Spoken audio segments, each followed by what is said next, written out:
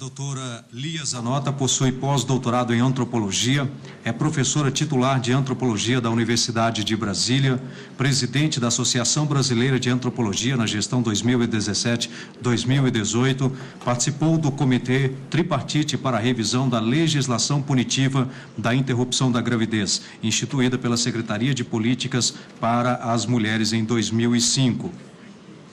A doutora Maria Porto possui doutorado em Antropologia Social pela Universidade Federal de Santa Catarina, faz parte da REDEL, Laboratório Libero-Americano para o Estudo Sociohistórico de las Sexualidades na Espanha, do Grupo de Gênero, Corpo e Sexualidades da Universidade Federal do Rio Grande do Norte e do Núcleo de Identidades de Gênero e Subjetividades da Universidade Federal de Santa Catarina.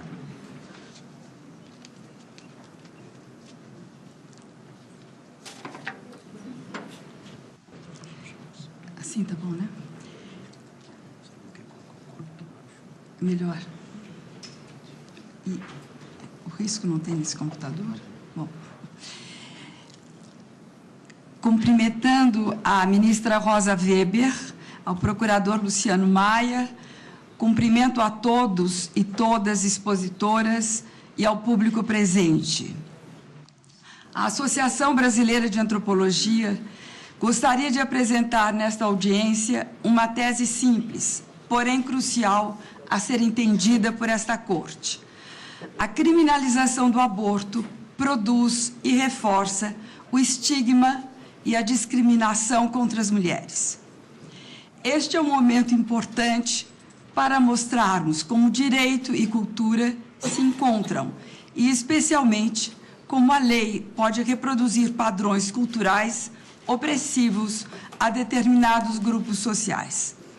Baseio-me em estudos antropológicos de antropólogas e antropólogos sobre direitos das mulheres e sobre mulheres que abortaram, pesquisas muitas vezes sem financiamento ou com financiamento público, com dados quantitativos uns e qualitativos outros.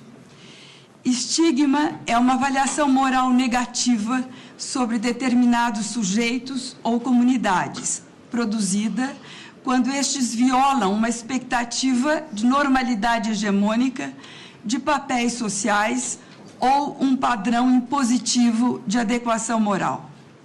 Essa avaliação negativa pode levar à marginalização daqueles marcados pelo estigma, por serem considerados inferiores e menos dignos de igual respeito e consideração por aqueles que determinam as regras e definem o que é normal por terem poder. Sujeitos estigmatizados são depreciados, menosprezados e mesmo violentados por determinadas características que possuem ou por práticas que vivenciam. Pessoas negras são estigmatizadas em sociedades racistas como a brasileira. São estigmatizadas pessoas com deficiência, pessoas em sofrimento mental, pessoas em relações homossexuais. Muitos destes temas, inclusive, já foram objeto de discussão desta Corte para a garantia de direitos fundamentais violados pela discriminação, esta, por sua vez, fundamentada em estigmas. E mulheres são vítimas de estigma de diversas maneiras. Uma delas é pelo interdito moral e legal do aborto. O estigma do aborto faz com que os efeitos da criminalização excedam a ameaça da punição. O medo provocado às mulheres e, secundariamente, aos profissionais de saúde gera barreiras ao acesso a serviços de saúde reprodutiva, mesmo nas hipóteses legais em que o aborto já é permitido ou em outras circunstâncias relacionadas, como acesso a medidas preventivas, como a contracepção de emergência. Contracepção de emergência não é aborto. Aqui me permito e faço um breve à parte. Contracepção de emergência é um cuidado em saúde oferecido às mulheres que sofreram estupro e consiste em nada além que uma maior dose de contraceptivos. O Estado abandona e vulnerabiliza mulheres à marginalização quando decide que um evento comum da vida reprodutiva será tema de cadeia e não de cuidado. Quando se rende aos efeitos do estigma, permitindo a discriminação ou a injustiça. Desenvolvo esta tese aprofundando 3 pontos principais. 1. A partir de evidências, exploro como o estigma do aborto opera contra mulheres no Brasil, mesmo nos casos em que é previsto em lei, isto é, em caso de estupro, risco de vida e anencefalia. Segundo, a partir do entendimento que o campo moral vivido não é o da coerência das doutrinas, é o da combinação de possibilidades de existência e sobrevivência. E terceiro, apresento como contraponto à experiência brasileira a história de Rebeca Mendes, que solicitou acesso ao aborto no Brasil em 2017, mas apenas pôde realizá-lo na Colômbia, país em que as instituições do Estado, em especial as de saúde pública, oferecem atualmente, não era sempre assim, uma lição a ser aprendida para a redução do estigma às necessidades de saúde das mulheres. Sei e conheço das razões apresentadas pela senhora ministra quando da chegada desta demanda ao STF, por não cabimento processual do caso. Mas trago aqui o caso porque ele apresenta os sentidos vividos por uma mulher nas barreiras de acesso a serviços de saúde, que é uma barreira confirmada pelo estigma da criminalização e que gostaria daqui refletir. Os efeitos do estigma da criminalização do aborto. O aborto é um acontecimento comum na vida das mulheres brasileiras. É um problema brasileiro, não vem de lugar nenhum. É um problema, uma questão brasileira. Assim como existe em outros lugares do mundo, mas o problema é nosso. 1 em cada 5 mulheres até os 40 anos já fez pelo menos um aborto no país. Só em 2015 foram 503 mil pessoas, ou quase uma por minuto.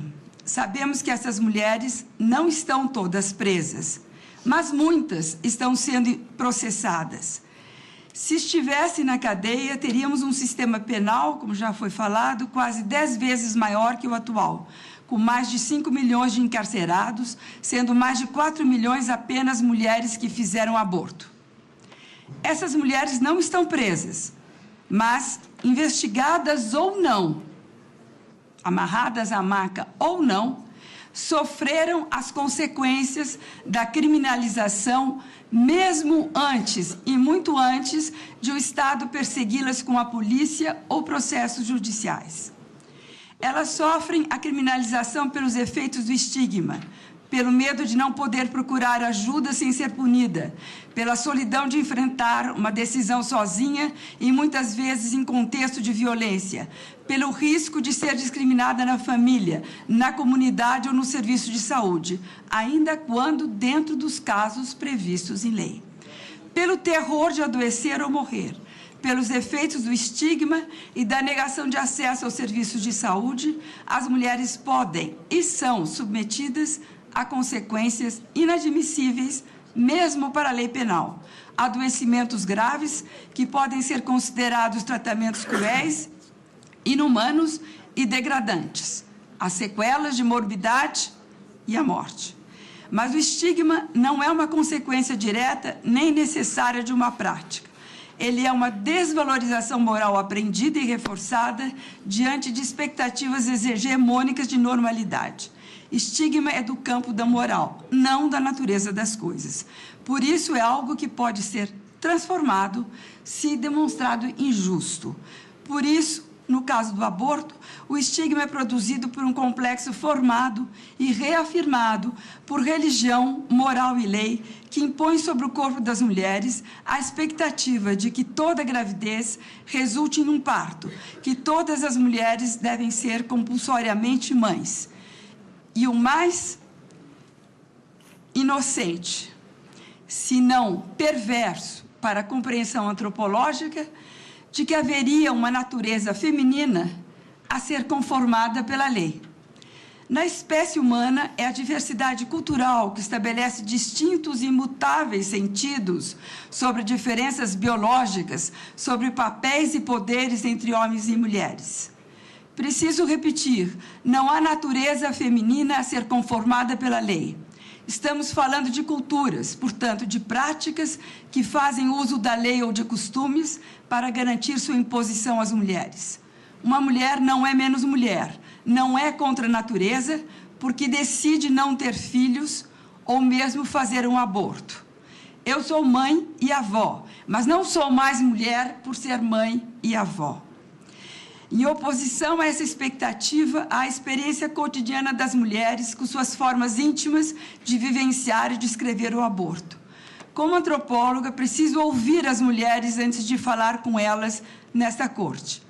Não conheço mulheres que viveram um aborto, que descrevam suas experiências como ouvi. Alguns colegas que aqui se pronunciaram contra a descriminalização do aborto e que usaram o termo, por exemplo, cultura da morte. As mulheres, eles falam de uma lei distante da realidade, de termos que só dizem respeito às suas comunidades morais, sejam elas religiosas ou científicas, mas não escutam as mulheres que vivenciam essa experiência em suas intimidades e corpos. Outra forma também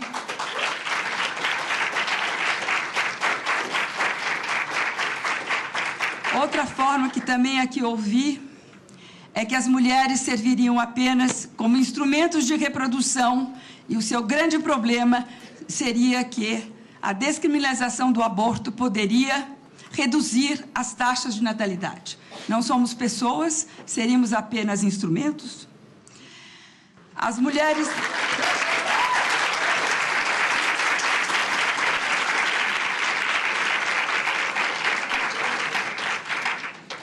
As mulheres não falam em abortamento ou mesmo aborto. Já escutei, eu e várias antropólogas que fazem as pesquisas, interromper a gestação, descer a regra, regular a menstruação, menstruar por susto, tirar, demenstruar. Seria eufemismo? Não, não é eufemismo. É sensibilidade ao vivido e não imposição da lei como forma de definir as existências. É bem verdade que a lei se impõe às existências, por isso falamos de seus efeitos perversos na criação do estigma. Mas há sempre resistência. Uma delas é descrever as experiências de outra forma, as experiências tais como vividas. A diversidade de nomenclaturas existe porque as mulheres lidam com a experiência do aborto de muitas formas diferentes e para além do Código do Crime. Enfrentar uma gestação não planejada é um tema comum e recorrente para mulheres de diversas sociedades e comunidades morais. E a possibilidade de interrompê-la se apresenta como uma necessidade básica, independente de qual seja a regulação moral e legal da prática. As mulheres fazem aborto, senhora ministra, e elas são mulheres comuns, muito comuns, aquelas mesmas que ensinam aos nossos filhos matemática, aquelas que vão à igreja ou ao culto aos sábados e domingos, aquelas que cozinham para as famílias abastadas e aquelas que fazem parte das famílias abastadas. Mas há um impacto desproporcional da criminalização que atinge, sobretudo, mulheres pobres, mulheres negras e mulheres indígenas. A situação de pobreza e vulnerabilidade as conduz para o uso de métodos de elevado risco de morbidade e mortalidade. O descompasso entre avaliação moral e práticas gera a aparente surpresa dos dados que já conhecemos. As pesquisas de opinião mostram com frequência que brasileiros são contra o aborto, enquanto outras que medem a magnitude do fenômeno, como a Pesquisa Nacional do Aborto em suas edições de 2010 e 2016, mostram que 1 em cada 5 mulheres aos 40 anos continua ou segue fazendo aborto no país. O resultado encontrado em 6 anos de intervalo foi o mesmo. Há uma permanência no tempo. As mulheres comuns fazem aborto, Mas veja, senhora ministra, como entender as culturas é algo que nos exige paciência. O estigma é tão intenso que mesmo mulheres que fizeram um aborto se posicionam contrariamente.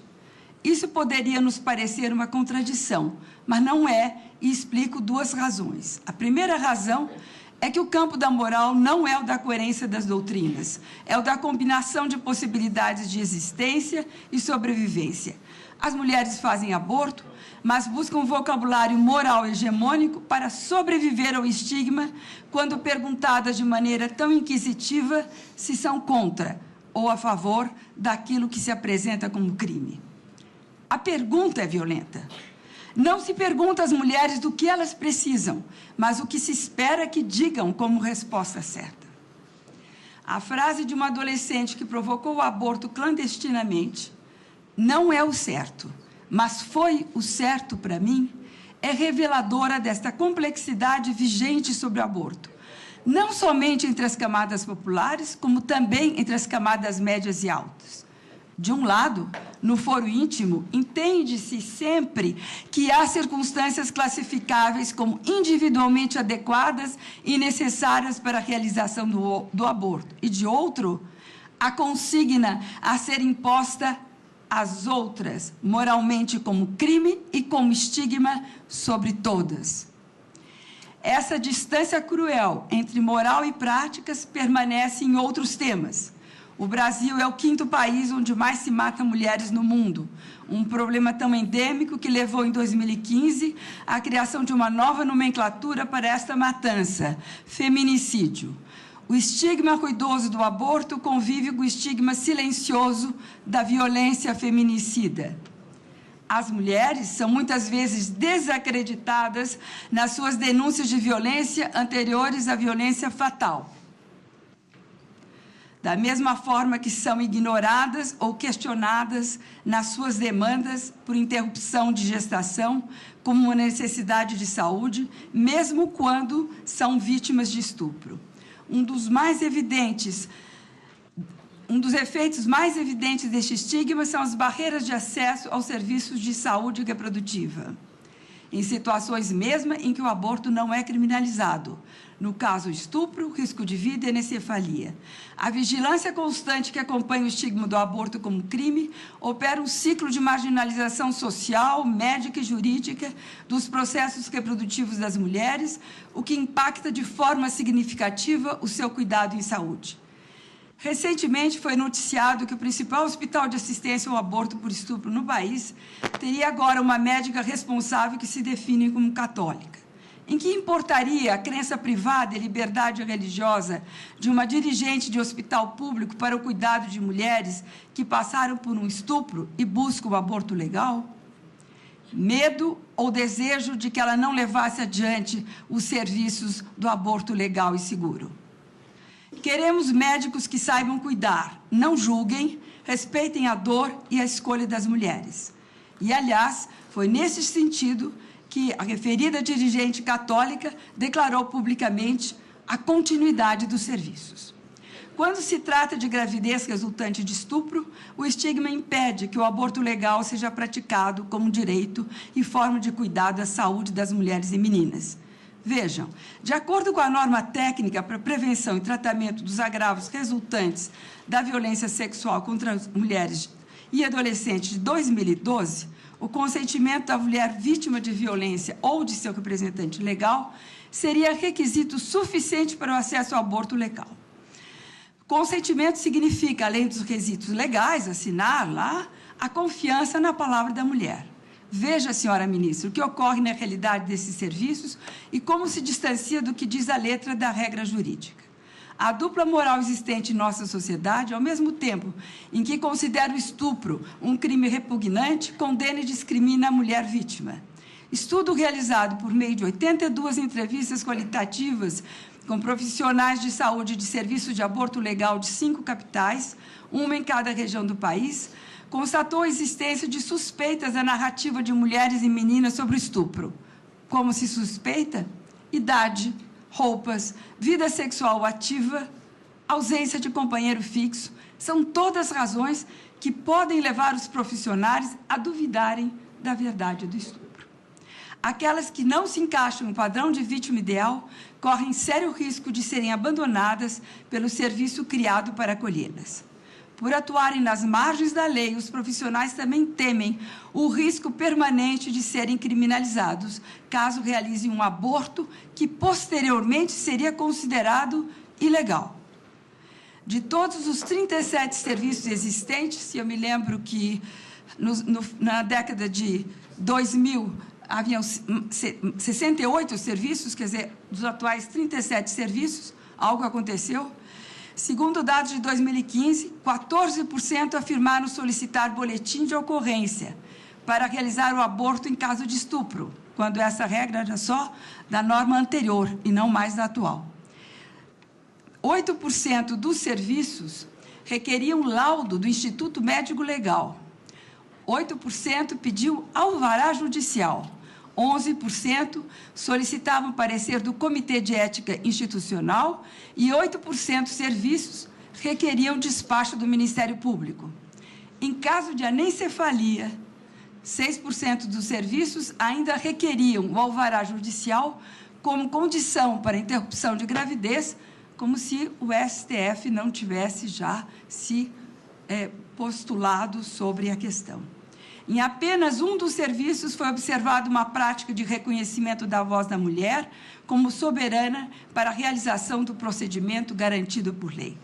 Assim, o interdito moral produzido pela criminalização do aborto no Brasil afeta o fornecimento dos serviços e muitas mulheres vítimas de estupro acabam sendo estigmatizadas e maltratadas.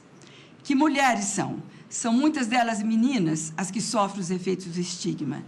Este contexto faz com que mulheres e meninas vítimas de estupro procurem hospitais de referência ou encaminhamento ao cuidado de emergência, que inclui o atendimento para evitar doenças sexualmente transmissíveis e a contracepção de emergência.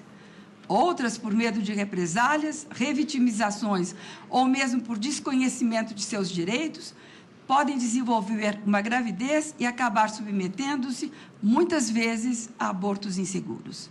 Em caso de complicação, podem postergar a busca por cuidados médicos por medo de um processo criminal, colocando, assim, suas vidas em risco. Embora a lei permita o aborto para salvar a vida da mulher e para preservar a sua saúde física ou mental em casos de violência sexual, na prática, o aborto legal e seguro ainda é de difícil acesso, justamente porque a criminalização do procedimento gera um interdito moral sobre o tema. O estigma está assim posto. Mulheres e profissionais de saúde entendem que o aborto possui estatuto de crime, mesmo diante da exceção à punição. Profissionais sentem-se submetidos à vigilância da lei, que os perseguirá caso realizem um procedimento de aborto e repassam o medo e a suspeição às mulheres. Imagine o que é ser um médico com medo de perseguição. Como é cuidar de alguém de cuja palavra se duvida. E pior, como é ser cuidada, quando mesmo sendo vítima, se sente a suspeita. Se uma mulher ficar grávida, não importará o contexto, como o da violência do estupro, pois o estigma gerado pela criminalização do aborto descreverá a interrupção da gravidez como um crime, ainda que este não seja penalizado. Mesmo que se considere o estupro um crime altamente repugnante, do mesmo modo condena-se a mulher vitimada. Ela é vitimada porque foi violada e porque quer interromper a gravidez. Esta imposição sobre os corpos das mulheres as dissocia de relações sociais e as descreve a partir da expectativa das normas do gênero. Quando precisa recorrer a um aborto, a mulher é vista como uma violadora da expectativa de normalidade e que deva seguir com a gravidez até o final, mesmo quando não está violando a lei. Com isso, é frequentemente discriminada pelo seu grupo social e pelo hospital maternidade no qual vai buscar atendimento, seja para realizar o procedimento ou para receber cuidados de emergência em casos de complicações. A história de Rebeca, vou terminar, a história de Rebeca Mendes Silva Leite, hoje presente nessa audiência pública, é representativa. Paulistana de 30 anos, Rebeca é mãe de 2 filhos, Felipe e Thomas. Em novembro de 17, descobriu que estava grávida e não considerava possível arcar com o cuidado de um terceiro filho sem descuidar dos demais.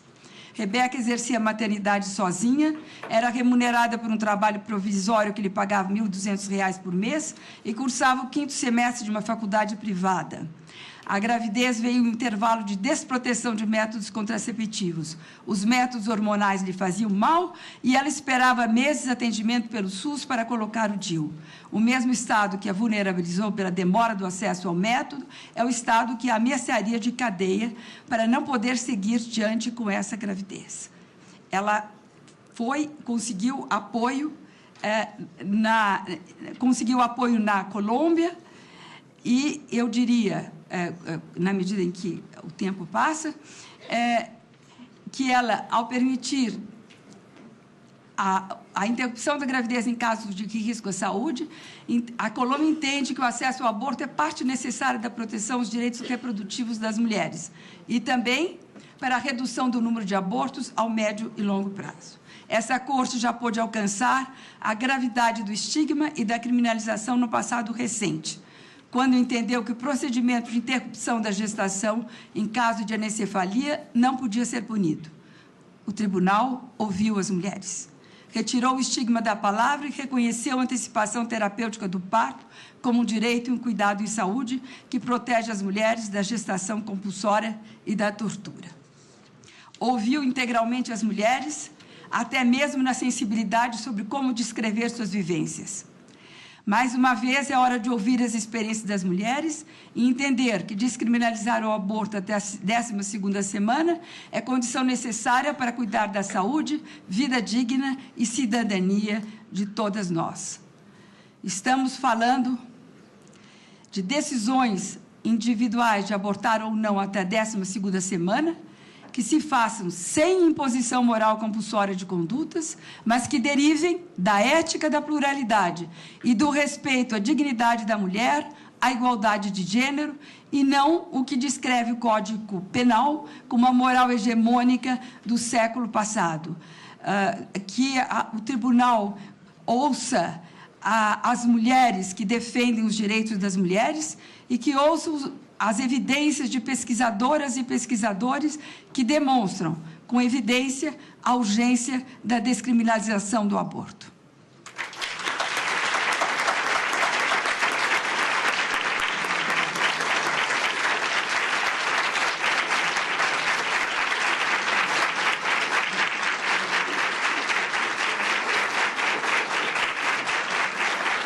Agradeço à doutora Lia Zanota Machado e chamo a tribuna para exposição